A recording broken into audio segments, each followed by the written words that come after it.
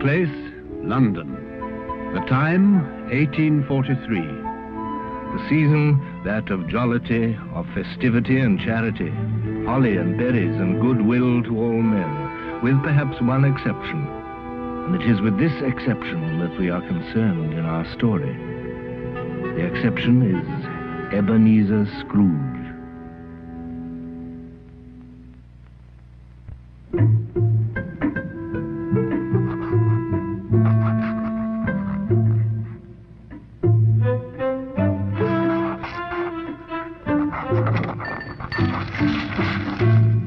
A Merry Christmas, Uncle. God save you.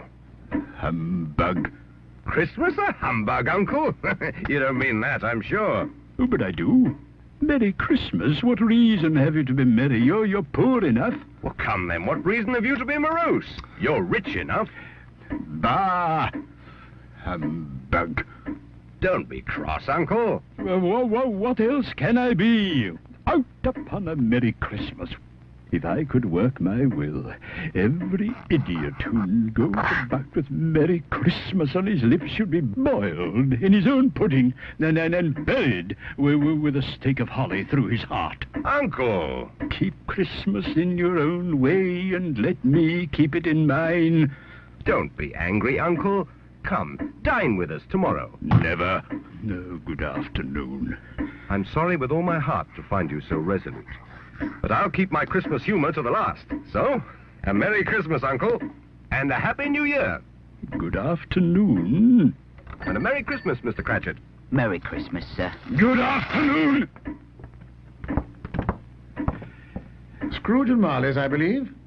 Have I the pleasure of addressing Mr. Scrooge or Mr. Marley? Mr. Marley has died 7 years ago this very night.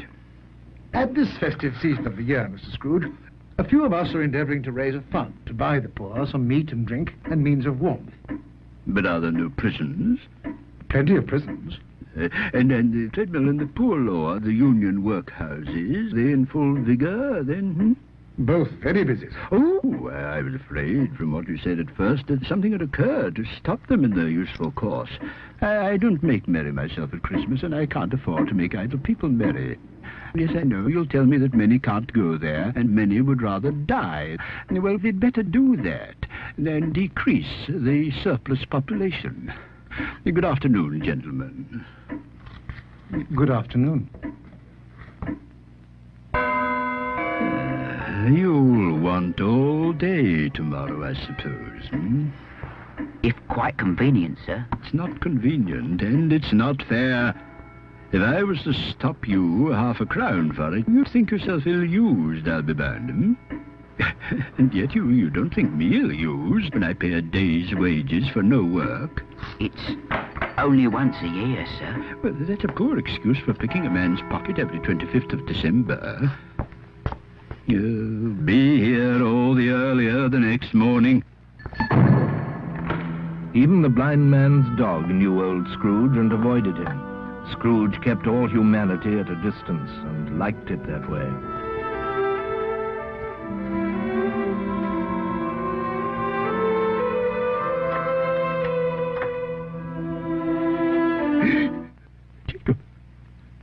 Jacob Marley.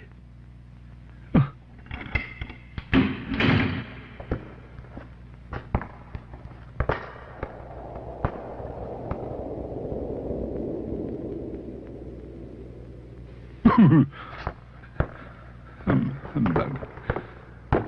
Humbug.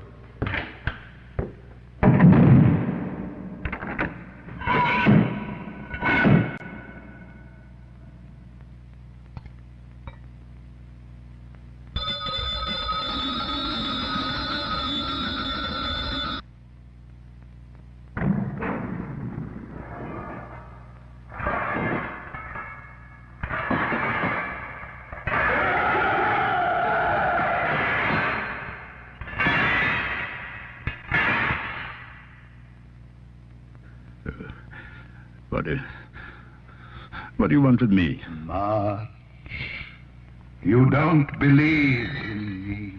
I don't. Because you may be an undigested bit of beef, a fragment of an underdone potato. There's more of gravy than of grave about you.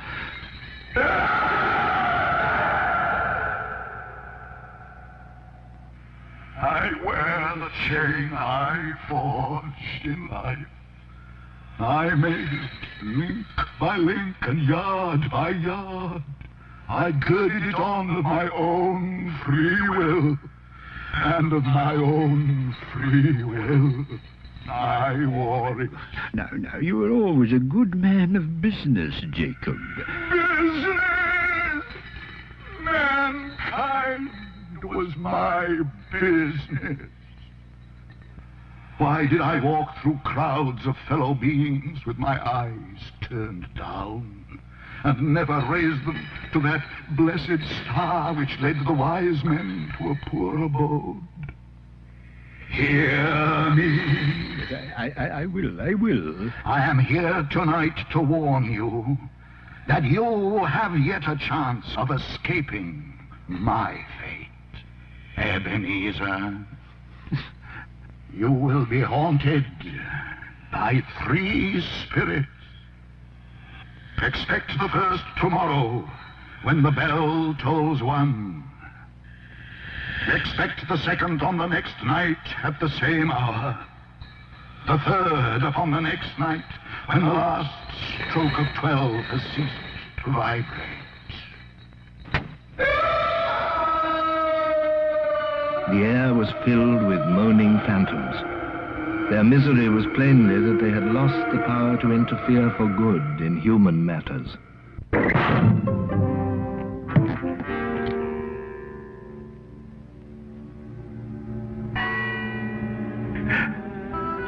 Scrooge awoke to the chimes of a neighboring clock. His room was flooded with light, and a hand opened the curtains of his bed. Are you the spirit, sir, whose coming was foretold to me?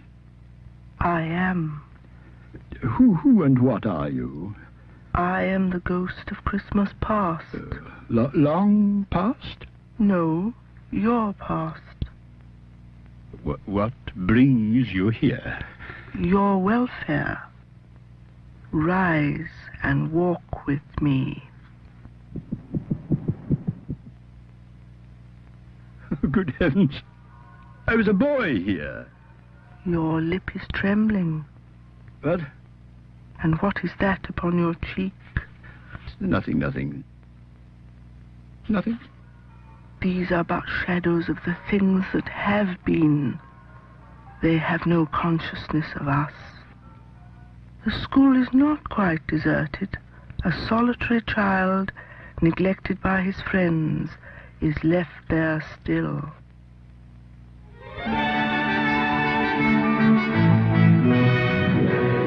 A poor boy. Let us see another Christmas. Do you know this place? Know it? I was apprenticed here. Oh, why? It's old Fezziwig. It's Fezziwig, alive again. Yo-ho, my boys. No more work tonight. Christmas Eve, Dick. Christmas, Ebenezer. Clear the way, my lads. Shut up, Ebenezer. Merry Christmas to you. Hey-ho, my lad. Ha-ha! He was very much attached to me.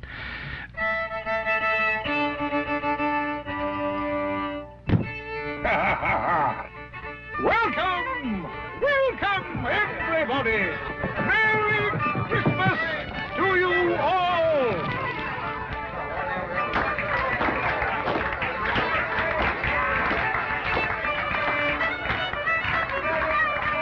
A small matter to make these silly folks so full of gratitude.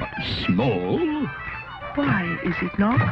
He has spent but a few pounds of your mortal money.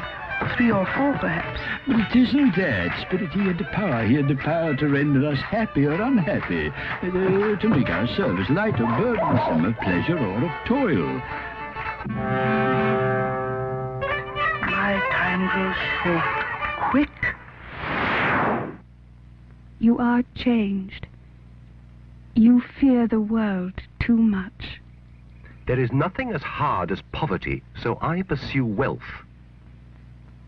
I have seen your nobler aspirations fall off one by one until the master passion, gain, engrosses you. Our contract is an old one. I can release you. Have I ever sought release?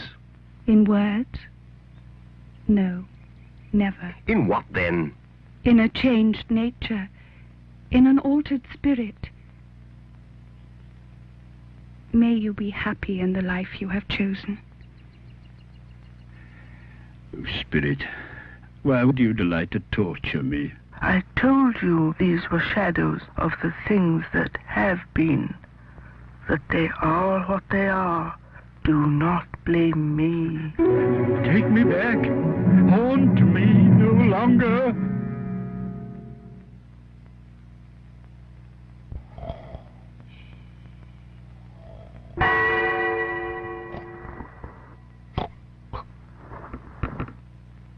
Enter, Ebenezer Scrooge. Come in and know me better, man. I am the ghost of Christmas present. You have never seen the like of me before. Spirit, conduct me where you will. If you have aught to teach me, well, let me profit by it. Touch my robe.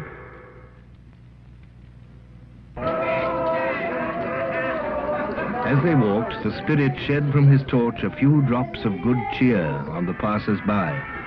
They stopped to bless the humble dwelling of the Cratchit family. And how did little Tim behave? As good as gold. He told me coming home that he hoped the people saw him in the church because he was a cripple, and it might be pleasant to them to remember upon Christmas Day Come on, Timmy. who made lame beggars walk and blind men see. The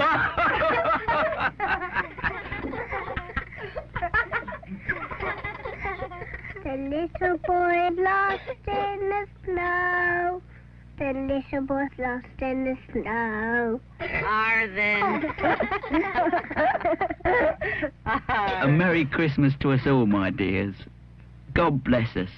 God bless us, everyone. God bless us. God blesses everyone. Spirit, tell me if Tiny Tim will live. I see a vacant seat in the poor chimney corner, and a crutch without an owner, carefully preserved. No. If these shadows remain unaltered by the future, the child will die. No. What then? If he be like to die, he had better do it. Don't. And decrease the surplus population. Oh, God. To hear the insect on the leaf pronouncing on the too much life among his hungry brothers in the dust. What place is this? A place where miners live, who labor in the bowels of the earth. But they know me. See? God rest ye merry gentlemen, let nothing you dismay. Remember Christ our Savior was born on Christmas Day to save us all from Satan.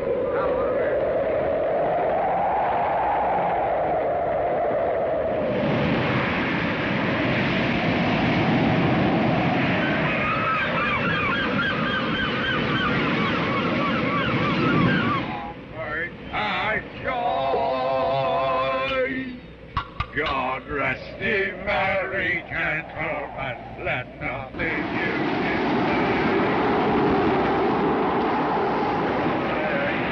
was born on Christmas night to save us all from Satan's path when we have gone astray.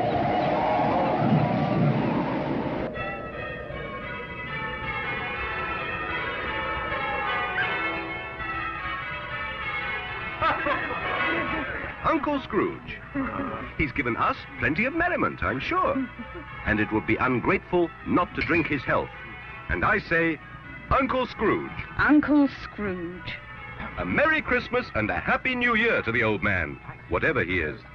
He wouldn't take it from me, but may he have it nevertheless. My life upon this globe is very brief. It ends tonight, at midnight. Forgive me, but I see something strange. Look here. Look, down here. Spirit? Are they yours? They are man's, and they cling to me. This boy is ignorance. This girl is want. Beware them both, but most of all, beware this boy. Have they no refuge? No resource? Are there no prisons? Are there no workhouses?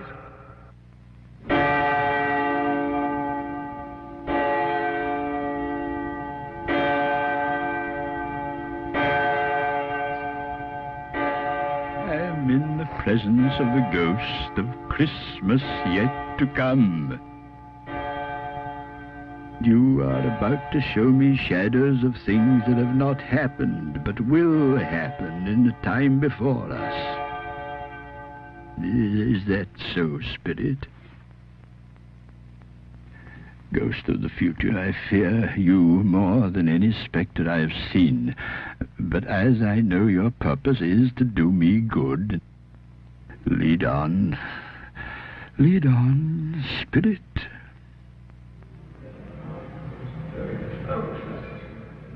Old Scratch has got his own at last, I hear. Why, what was the matter with him? God knows. It's likely to be a very cheap funeral. I don't mind going if a lunch is provided, but I must be fed.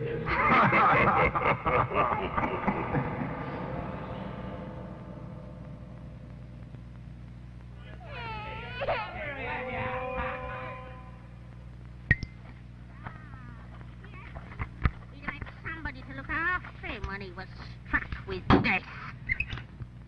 Come into the parlour. Come into the parlour. Come into the parlour. Come on. Open that bundle, old Joe. What have we got here, buddy? His blankets. Bed curtains. You don't mean to say you took 'em down, rings and all, with him lying there? Yes, I do. If he wanted to keep him after he was dead, why wasn't he natural in his lifetime? It's a judgment on him. Spirit, I see. Yet I do see. Oh, God, merciful heaven, what is this? Spirit, this is a fearful place. In leaving it, I'll not leave its lesson. Let us go. I understand you, and I would do it if I could, but I have not the power. Spirit, I have not the power. Let me see some tenderness connected with the death. My little child. My little child.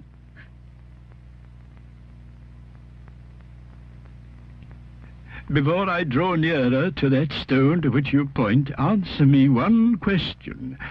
Are these the shadows of the things that will be, or are they shadows of the things that may be only?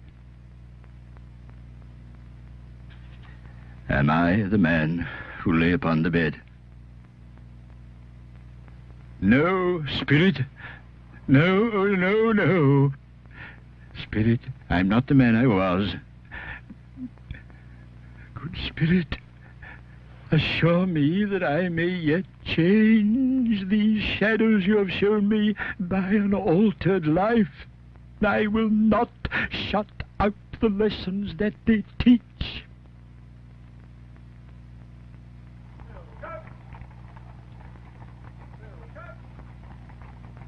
They're not torn down. Look, rings and all. Yes, I will live in the past, the present, and the future. Oh, Jacob Marley, heaven and the Christmas time be praised for this. I just don't know what to do.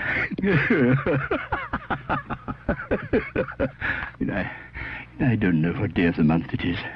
I don't know how long I've been among the spirits. I don't know anything.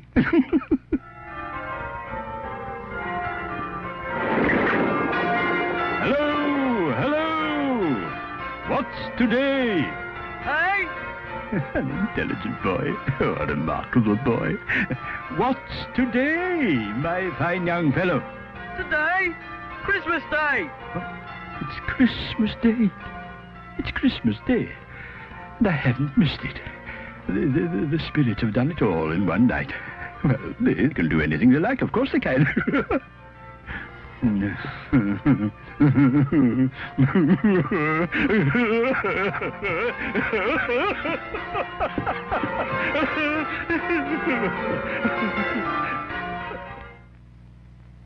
I scarcely ever looked at it before, but it's a wonderful knocker.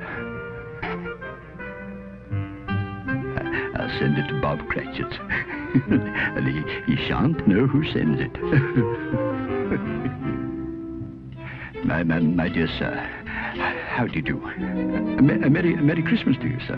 Mr. Scrooge? Yes. Well, allow me to ask your pardon.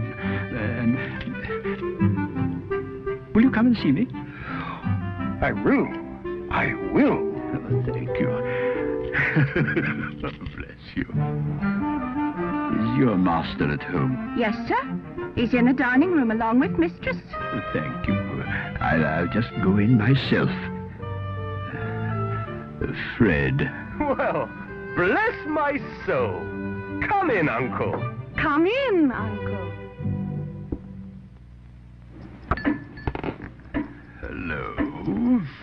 And what do you mean by coming here at this time of day? I am very sorry, sir. It's only once a year, sir.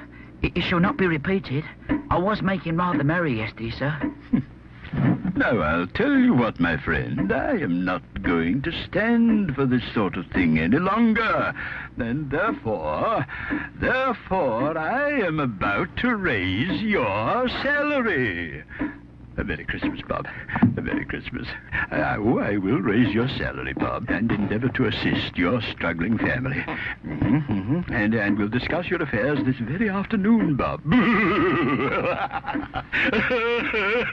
Scrooge was better than his word. He did all he had promised and more. And to Tiny Tim, who did not die, he was a second father. It was said thereafter that Ebenezer Scrooge knew how to keep Christmas well, if any man alive possessed that knowledge.